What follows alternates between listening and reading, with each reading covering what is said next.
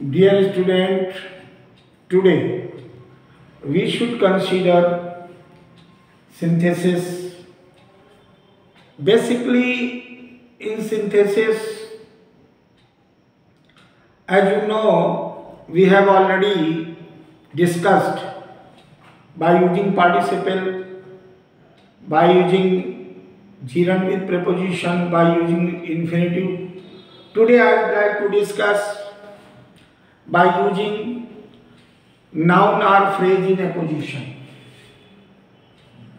Synthesis by using noun या phrase in apposition. Phrase in apposition. अब phrase in apposition जो है उसको आप समझ लें।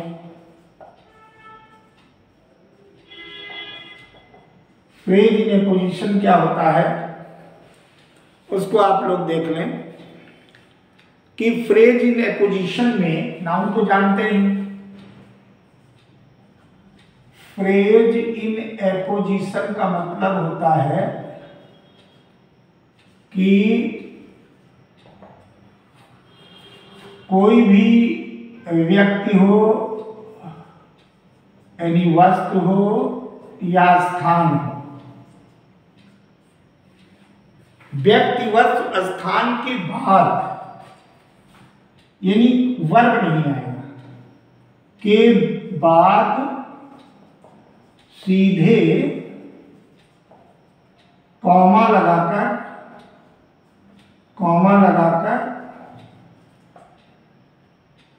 उनकी विशेषताएं आएंगी, उसकी विशेषता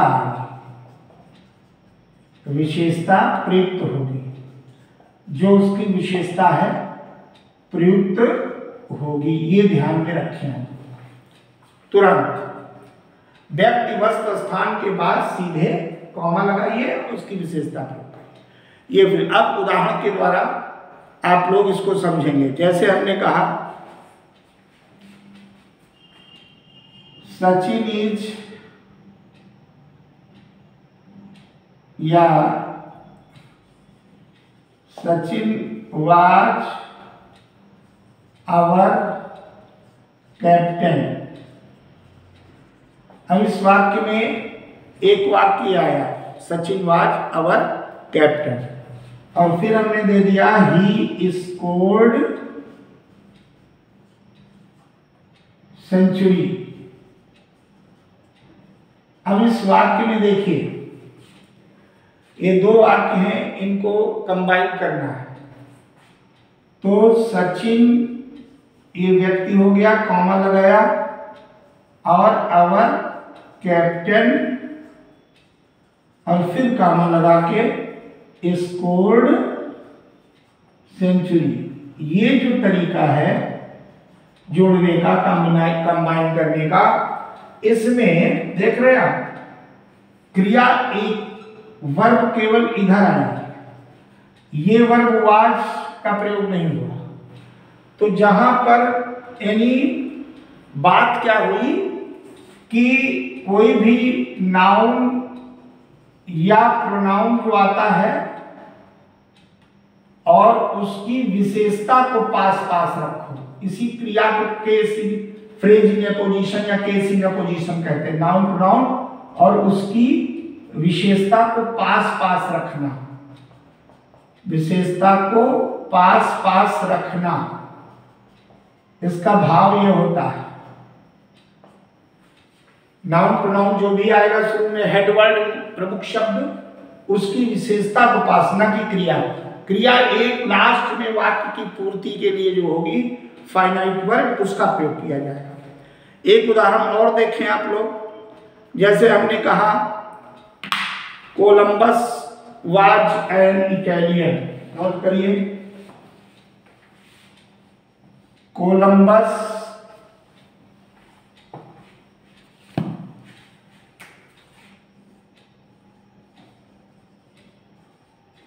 वाज और उसके बाद हमने कहा एन इटालियन, और दूसरा वाक्य ही डिस्कवर्ड अमेरिका। अब आप देखें ये दो वाक्य, ही डिस्कवर्ड अमेरिका, तो इसमें कोलंबस की विशेषता, अब आप कोलंबस को लगा रहे हैं और उसकी विशेषता क्या है, वो अमेरिका की खोज करता है। तो कोलंबस को पहले दिया आपने, ये हेडवर्ड है, कोलंबस कॉमा लगा दिया, ये डिस्कवर्ड जो है इसका नाउन बना लो, क्योंकि यही विशेषता है, जब ना बना हो तो बनाना पड़ेगा, तो द डिस्कवरर। लेकिन ये वर्ब बन गया एडजेक्टिव के रूप में, discoverer, discoverer, Columbus the discoverer of America, और कॉमा लगा के was an Italian, was an Italian, ये आपका वाक्य बन गया, वाज एन इटालियन। तो इस प्रकार से कोलंबस हो गया और उसकी विशेषता, और फिर बाद में इसको कहते हैं केस इन ए पोजीशन या फ्रेज इन ए पोजीशन। क्या कहलाता है,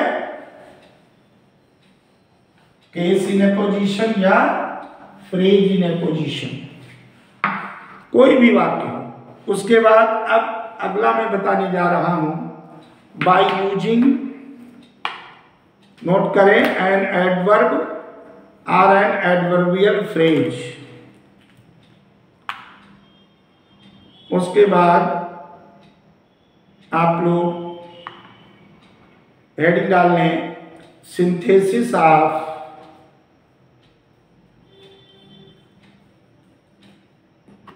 simple sentences by using adverb or an adverbial phrase, adverb or an adverbial phrase। अब adverb या adverbial phrase के द्वारा आपको सिंथेसिस करना है। तो जब adverb और adverbial phrase के द्वारा कहेंगे तो जरा वाक्य में देखें, जैसे हमने कहा ए नॉटी बॉय,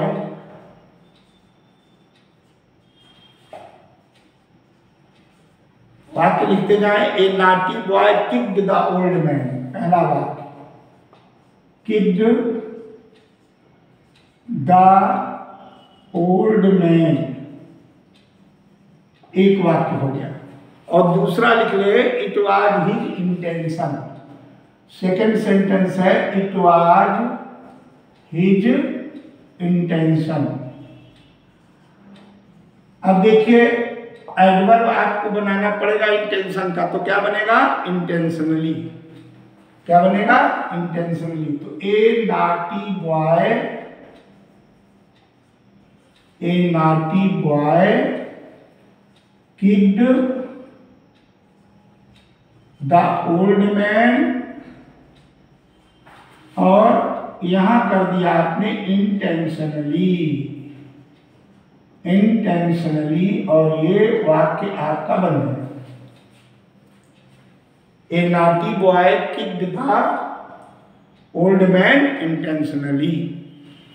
इंटेंशन का एडवर्ब क्या बन गया, इंटेंशनली। इसी प्रकार से एडवर्बियल फ्रेज का लिख लो, जैसे डू दिस वर्क, एक वाक्य, और दूसरा हमने कह दिया there should be no delay, no delay. अब इस वाक्य में दोनों पेयर देखिए आप, पहला वाक्य है do this work, there should be no delay, तो हमें डिले शब्द का को लाना है, लेकिन फ्रेज के रूप में। जैसे हमने कहा डू दिस वर्क, और विदाउट से जोड़ दीजिए, विदाउट एनी डिले। ये देखिए आपका बन गया, मीनिंग भी नहीं चेंज हुई और विदाउट एनी डिले ये फ्रेज हो गया पूरा। इसमें ये इंटेंशनली एडवर्ब हो गया, ये एडवर्ब हो गया, ये पूरा एडवर्बियल फ्रेज हो गया, एडवर्बियल फ्रेज। तो इस प्रकार से ये आपका वाक्य बन गया और मीनिंग भी चेंज। इस कार्य को करो, देर नहीं होनी चाहिए एंड बिना किसी देरी के। अब इसके बाद हम लोग अगला पढ़ते हैं कि जैसे नॉमिनेटिव एब्सोल्यूट के द्वारा, ये बहुत ही इंपॉर्टेंट फेज है, चरण है सिंथेसिस का। By using nominative absolute, nominative absolute, nominative absolute को समझ लीजिए। इसको हिंदी में कहते हैं स्वतंत्र कर्ता, स्वतंत्र कर्ता, यानी कर्ता का जब क्रिया पर कोई फल न पड़े, कर्ता के द्वारा कोई क्रिया न की जा रही है। तो जब कर्ता द्वारा कोई प्रत्यक्ष क्रिया न हो तो स्वतंत्र कर्ता होता है। इसमें दो प्रकार के संबंध, हेल्पिंग वर्ब जो है, इसमें हेल्पिंग वर्ब अगर आएगी वो रिप्लेस्ड की जाएगी, is replaced by being, BEING, being के द्वारा रिप्लेस्ड होगी। और फाइनाइट वर्ब जो मुख्य क्रिया होगी वो is replaced by having been. अब आप देखिए हैविंग के द्वारा की जाएगी, हैविंग और प्लस जो होगा पैसिव वॉइस होगा तो हैविंग बीन भी हो सकता है। अब देखिए जैसे आपने परफेक्ट पार्टिसिपेट पढ़ा था, ठीक वही प्रयोग इसमें भी दिख रहे हैं, बीइंग और हैविंग। बीइंग और हैविंग बीन दोनों पढ़ा था आप लोगों ने, तो उसी चीज को देखिए। जैसे हमने कहा सेंटेंस के थ्रू, द हॉलीडेज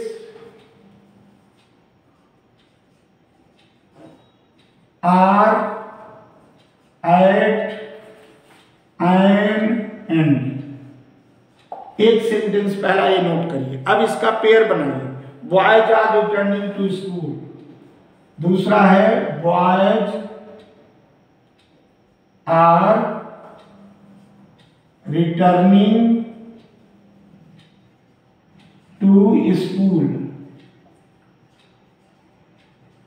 अब इस वाक्य में देखिए छुट्टियां समाप्ति पर है। अब छुट्टियों के द्वारा कोई काम नहीं किया गया, मेन वर्ड यही है, और लड़के घर को लौट रहे हैं, तो यहां पर बीइंग कर देंगे, द हॉलीडेज रिप्लेस कर दिया जाएगा helping verb, the holidays being at an end करके पूरा जोड़ दोगे।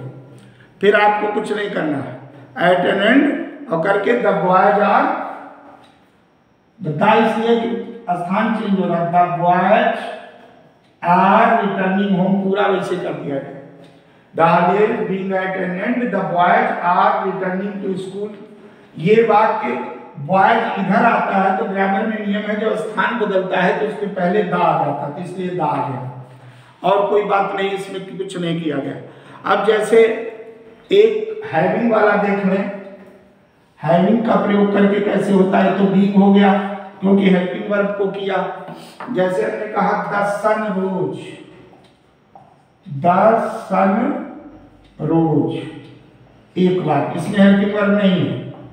और दूसरा इसका पेयर लिख दो जोड़ करके, द सन रोज में एक पेयर बना दीजिए और आप लोग लिख दीजिए the fog dispersed, the fog dispersed. और इस प्रकार से, तो यहां पर सहायक क्रिया नहीं है तो द सन हैविंग आ गया, हैविंग और थर्ड फॉर्म आएगी, जैसे हैविंग आएगा, हैविंग के बाद थर्ड फॉर्म जरूर आएगी, वर्ब की थर्ड फॉर्म।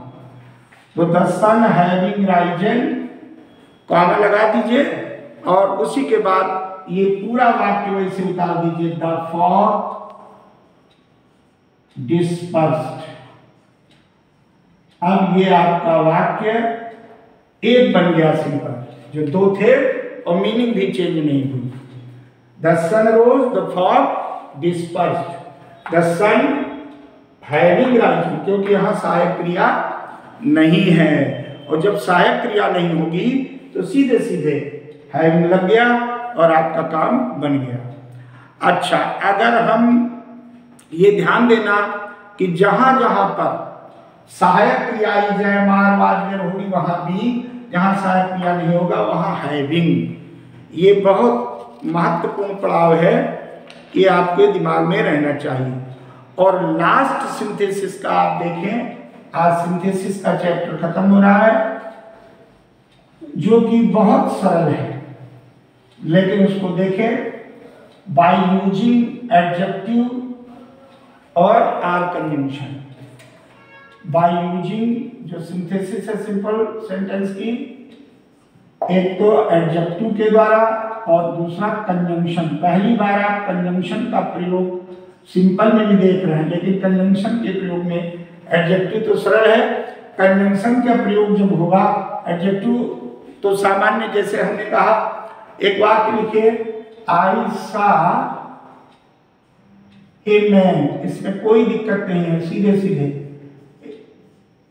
और दूसरा, द मैन वाज ब्लाइंड, तो इसमें आप बिना सोचे विचारे सीधे सीधे कर देंगे, आई सा अ ब्लाइंड मैन, ये एडजेक्टिव है ही ऑलरेडी और ये आपका बन गया, सिंपल में जुड़ गया।